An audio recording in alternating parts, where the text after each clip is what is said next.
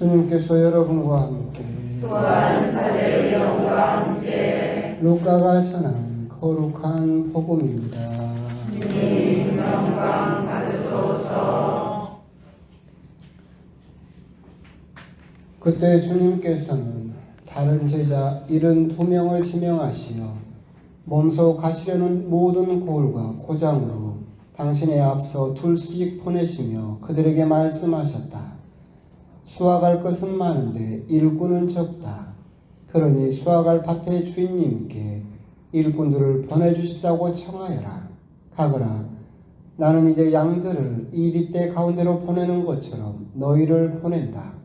돈 주머니도 여행 보따리도 신발도 지니지 말고 길에서 아무에게도 인사하지 마라. 어떤 집에 들어가거든 먼저 이 집에 평화를 빕니다 하고 말하여라.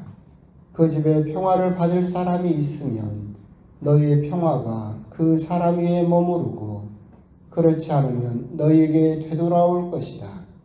같은 집에 머무르면서 주는 것을 먹고 마셔라. 일꾼이 품삯을 받는 것은 당연하다. 이 집 저 집으로 옮겨 다니지 마라. 어떤 고을에 들어가든지 너희를 받아들이면 차려주는 음식을 먹어라. 그곳 병자들을 고쳐주며 하느님의 나라가 여러분에게 가까이 왔습니다 하고 말하여라. 주님의 말씀입니다. 그리스도님 감사합니다.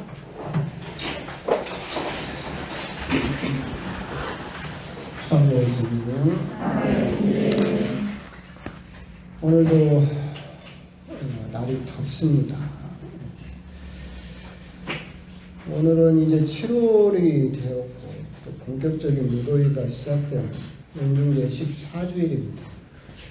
날도 더운데 머리 복잡한 이야기는 다 띄고 그냥 간론만 하도록 오늘 복음 내용을 조금 이제 보면 예수님께서 당신의 제자들을 파견하시는 파견 사화라고 불리는 파견 이야기입니다. 12제자도 있었지만 예수님께서 다시 또 12제자 다음에 72명의 제자를 파견하십니다. 이 72명은 그냥 나오는 건 아니고 여러분들이 이제 구약 성경을 보시면 모세가 자기 장인 이드로의 충고를 받아들여서 자기 일을 돕는 원로를 뽑아요. 그래서 각 지파에서 원로를 쫙 뽑으니까 70명이었어요. 그래서 그 사람들을 모으니까 성령이 내려왔어요. 그런데 이 70명 안에 들지 못했던 2명이 천막 안에 있었는데 그 사람들한테도 성령이 내려오죠. 그럼 그때 성령을 받은 사람이 몇 명? 72명. 이 전통에 따라서 예수님께서 제자를 72명을 뽑아서 고을로 보내셨다. 둘씩 짝지어서 보내셨다. 둘씩 짝지어서 보내신 것은 율법에 따라서 증인이 필요하기 때문에 어떤 것이 옳다 그르다를 판별하려면 증인이 2명이 필요하다. 이 말은 무슨 말이냐면 이 사람이 하느님의 복음을 받아들였다 받아들이지 않았다를 판별할 수 있는 것. 혼자로는 안 되고 두 사람이라서 받았다 받아들이지 않았다를 법적으로 증언할 수 있는 최소한의 사람이 2명이 있기 때문에 둘씩 보내셨다라고 그렇게 생각하시면 되겠습니다.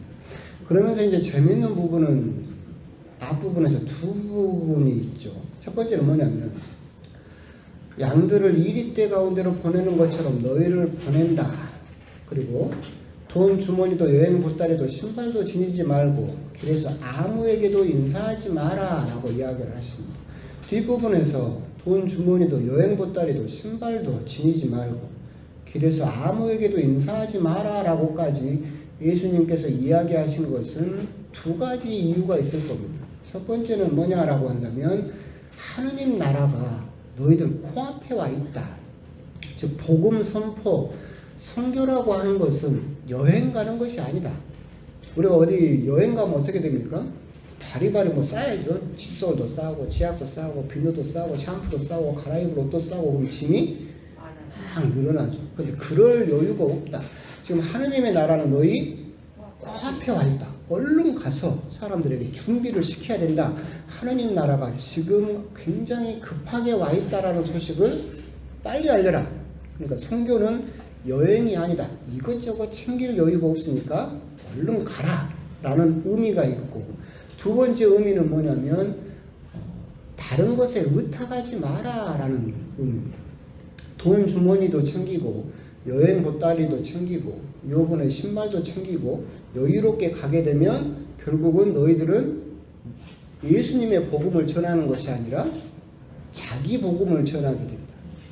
그러니까 생각을 해보면 간단하잖아요. 그러니까 교회는 가난해야 되는데 교회가 부유해지면 그 다음부터는 예수님의 복음을 전합니까?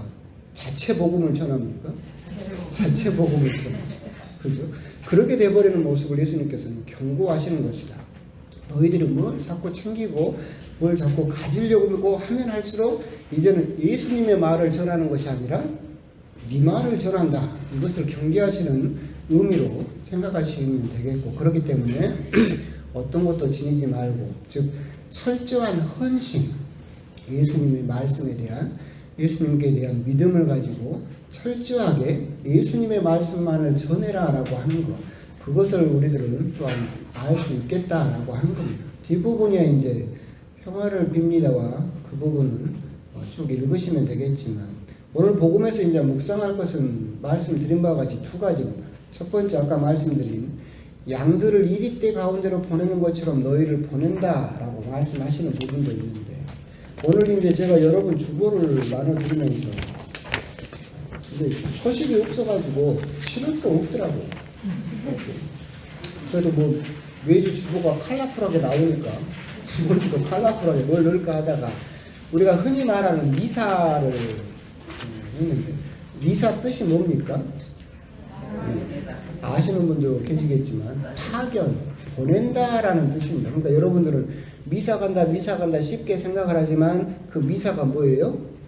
파견이에요. 오늘 복음에 나오는 똑같은 의미를 지니고 있어요. 그렇기 때문에 여러분들은 여기 와서 미사를 드리고 이제 미사가 끝났으니 가서 복음을 전합시다. 그럼 여러분들은 이제 뭘로 파견되는 거예요? 예수님의 제자, 사도로 여러분 집으로, 여러분 삶의 자리로 파견된다라고 하는 거. 그렇기 때문에 오늘 복음에 나오는 72명의 제자와 여러분이 같은 의미, 같은 처지다라고 하는 거. 오늘 복음이 그냥 수천 년 전에 나온 제자들만의 이야기가 아니라 예수님께서 여러분에게 똑같이 이렇게 파견하고 계신다. 그때 여러분들이 기억해야 될 것은 두 가지. 양들을 이리떼 가운데로 보내는 것처럼 너희를 보낸다. 양들을 이리떼 가운데로 보내면 어떻게 되겠습니까? 싹 다 먹혀버려. 아마 갈기갈기 찢겨버릴 겁니다. 근데 예수님께서는 이제 사자를 이리떼 가운데로 보내는 것처럼 너희를 보낸다라고 말씀하시지 않았어요.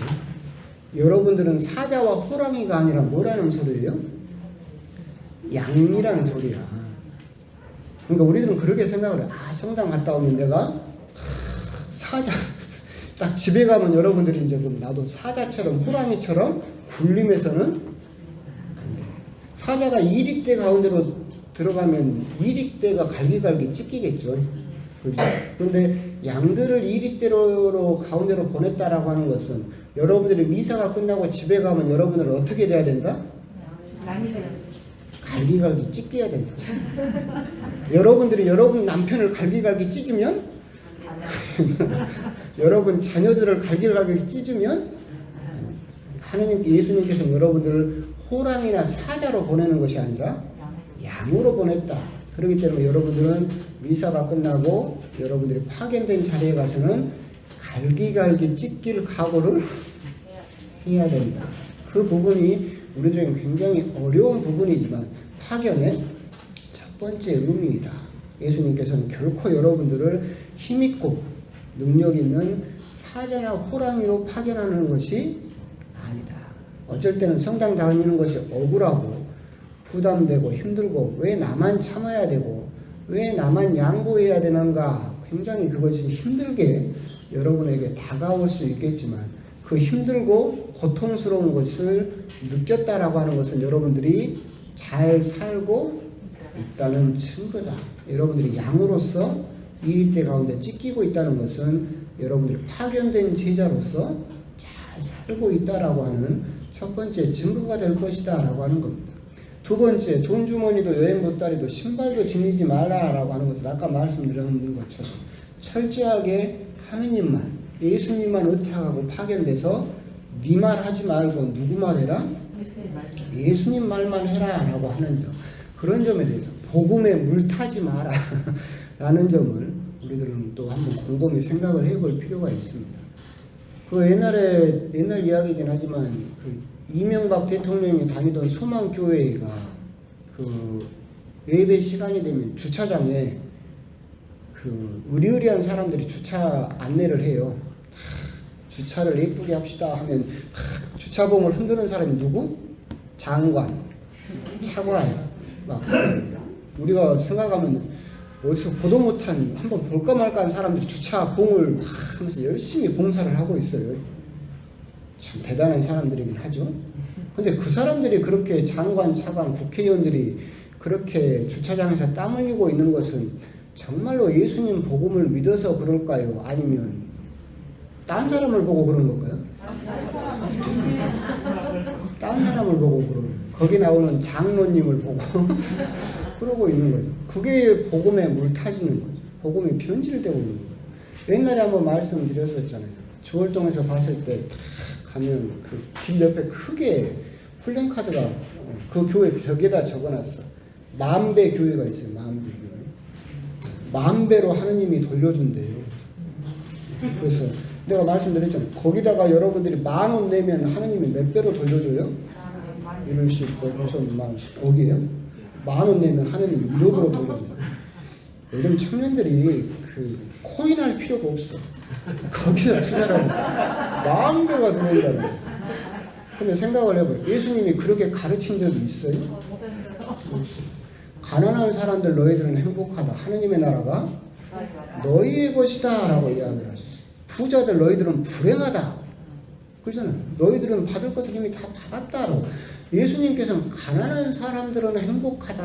하느님의 나라가 너희의 것이다 라고 분명히 가르치셨는데 언제부터 하느님 예수님이 10,000배로 되돌려준다고 했어요? 그런 적은 가르친 적이 없어요. 그런데 우리들은 내가 뭔가를 가지게 되고 내가 더 많이 배웠고 내가 더 많이 알고 내가 조금 더 가지고 있다는 것을 자꾸 의식하게 되면 예수님의 말씀을 전하는 게 아니라 자꾸 내 이야기를 해. 우리 성당 가면 일이 잘 된다니까. 우리 성당 가면 돈 잘 벌 수 있어. 우리 성당 가면 부자 된다니까. 이건 누구 복음이에요? 내 복음. 실제로 여러분들도 느끼는 거지만 이제 우리는 아니지만 큰 성당 가면 그 가게 하시는 분들이 참 많이 나와요. 근데 제일 처음에는 막 신부님이 으쌰으쌰해서 신자들 데리고 거기 가서 막 같이 해주면 성당 열심히 나와. 근데 저쪽에 또 가게가 생겼네? 그럼 신부님 입장에서 어떻게 해요? 여기도 신자니까 가야지? 그럼 이분은 어떻게 돼요? 삐져. 가고 성당을 나와야 안 나와요? 안 나와요. 이러면 그분은 누구 복음을 믿은 거예요? 자기 복음을 믿는 거예요. 이분은 성당을 나가도 하느님을 믿고 예수님을 믿는 것이 아니라 거기 가면 나에게 어떤 이익이 있을까?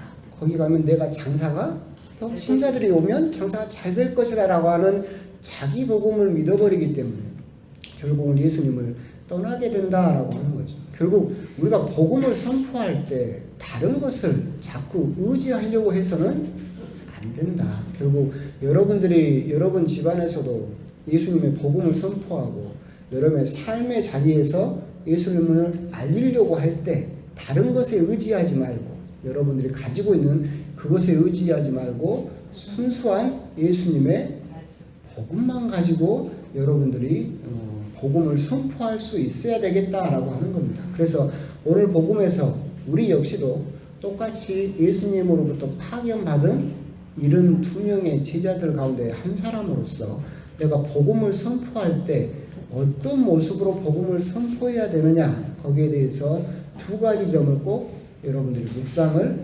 했으면 좋겠다. 여러분들은 양으로서 이 때 가운데 파견된 사람으로서 복음을 선포하고 예수님의 모습으로 살 때 갈기갈기 찢기게 될 것이고 그렇게 고통스럽고 힘든 것이 오히려 복음 선포의 올바른 모습이다라고 하는 것이고 두 번째는 복음을 선포할 때 결코 다른 것에 돈이나 권력이나 학력이나 이런 다른 외적인 것에 의지하지 말고 오직 복음만을 선포할 수 있는 그런 자세를 가지고 있어야 된다라고 하는 점 그런 점에 대해서 한번 곰곰이 묵상을 해 보셨으면 좋겠습니다. 아멘.